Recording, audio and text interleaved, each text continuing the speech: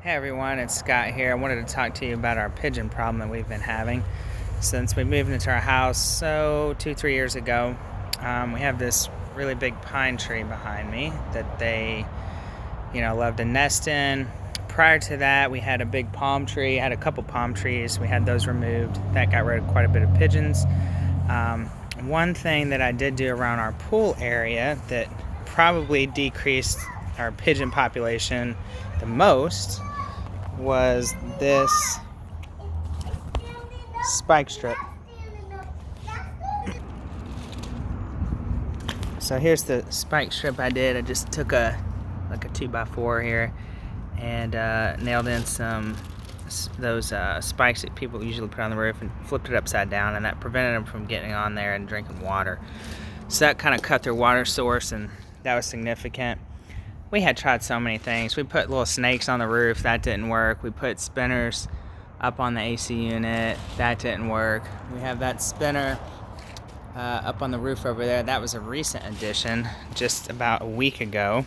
And that didn't really do anything, as we have come to find out. So then we ended up getting some chickens. And then we had sort of the same problem all over again, and really the main concern is that we wanted our chickens to free range during the day, whether we're home or not, and we had to leave their coop open so that they had access to food and water throughout the day. And we didn't want to put food and water outside of their coop either, because we didn't want to welcome pigeons and birds and things like that. So at first we were hopeful that there wouldn't be an issue, and that our chickens would go in and out and eat and drink as they needed. But come to find out, as we already had learned, is that pigeons are pretty smart birds, smarter than the other ones we've noticed around here anyways. And so we had tried these little owls and things like that up on top. We have this other spinner here. These little spinners that we have, floating around all over the place here. So none of that stuff really worked. It didn't really keep them away. It didn't scare them, that type of thing.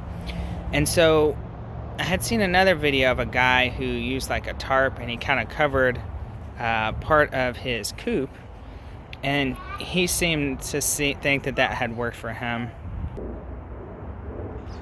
So we had tried, using a tarp. We've tried these overhead awnings and things like that, thinking that, if you had a space where pigeons didn't feel comfortable because they couldn't see, above them, that they would be hesitant to fly down near the coop.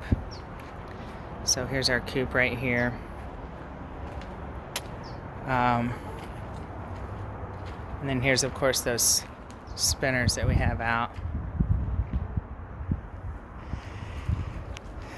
And so what I originally had done to follow up on it was I had a towel here, and I just basically paper clipped it up over this door like this. And our chickens learned how to go in and out behind that towel there, and it seemed to be effective. I mean, it didn't cover the doorway completely, so they were able to see eventually, like, oh, I can go in and out here. Unfortunately, it took them a little bit to catch on, and I had a little bit more of a gap. So the gap there, basically the pigeons figured out how to get in and out as well. So that no longer became effective. We'd come home, or I'd come out intermittently throughout the day, and there would be pigeon in there, and they'd be eating our food or drinking their water. So it was really, really pretty frustrating. And so, I scrapped that idea, and so I actually just used things around our house. There's a spare piece of plywood here. And basically what I did was just made a hinge, 2 hinges there, and then I had to put another board on the inside here. I'll show you from the inside what we did.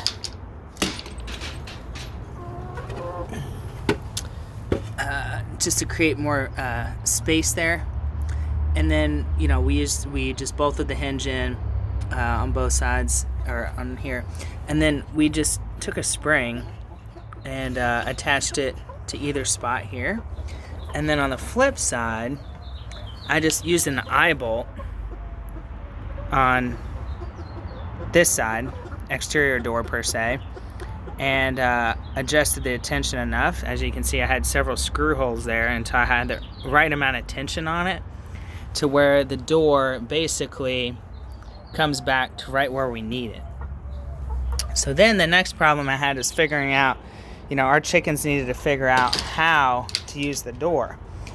And so the two things I did with that were with food. So at first, you know, that wood plank, they were afraid of it. They were, you know, hesitant about pushing on it and trying to get through. And of course, we don't want that because they need to be able to get to their food and water.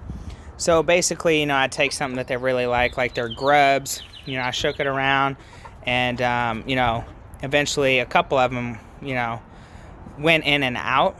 And then the next thing I ended up doing to encourage them actually was to put something they were already aware of. So what we used was this white towel here, and I just laid that over the top.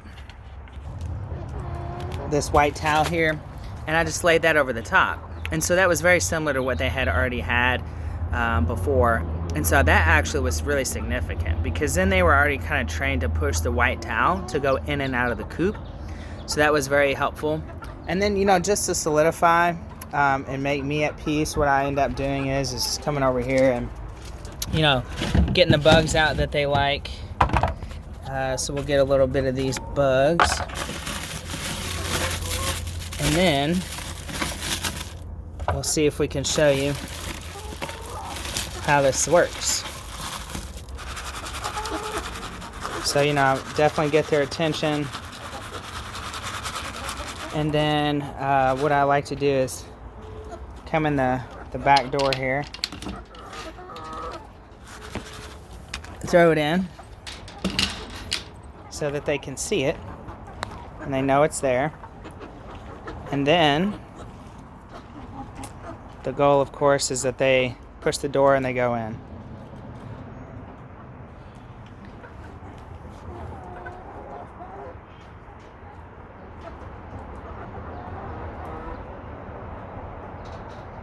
Go on, Mabel, you know how to do it.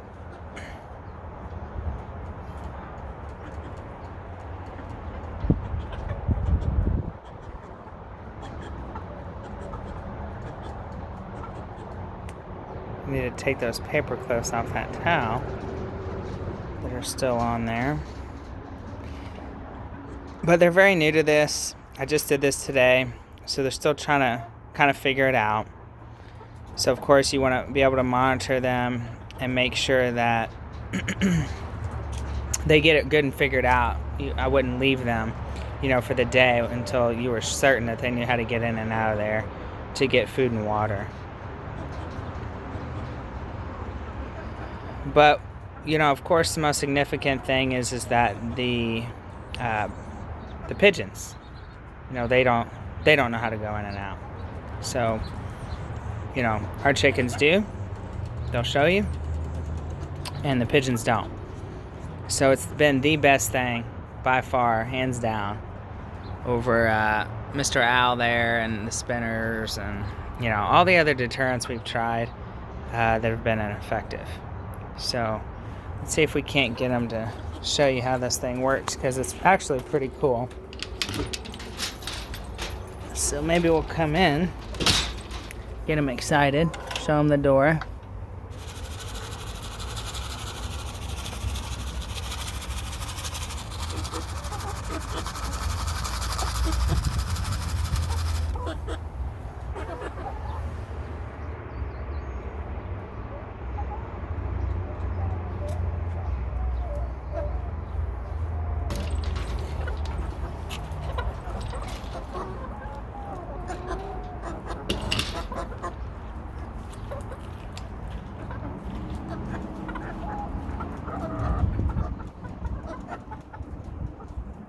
And I'm not sure how hungry they are at this point, even though they really love those treats, because we've done this a couple times today already.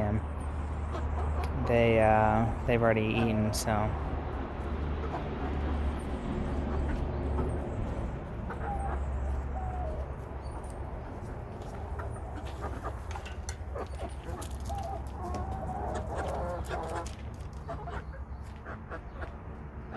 The other great thing that we notice is that when they go in and out, they usually do it with some good speed, and that actually helps the door recoil back into place, right, pretty much centered, which is also important so that there's not much of a gap for the pigeons to go in and out.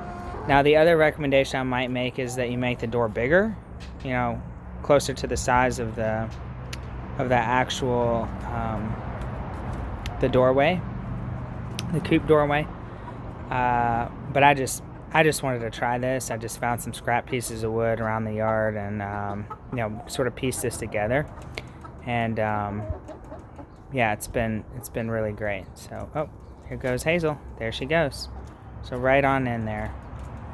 So we'll see if the others follow suit when they get excited about her eating. Here goes Mabel. There you go. Hazel's gonna eat it all up.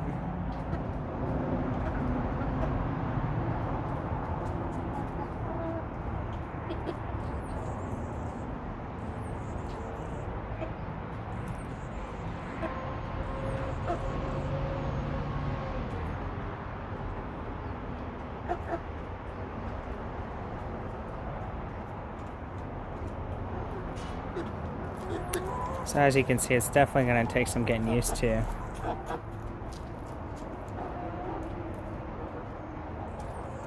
There they go. Right on in. That's Daisy. Looks like Dixie's stuck over here.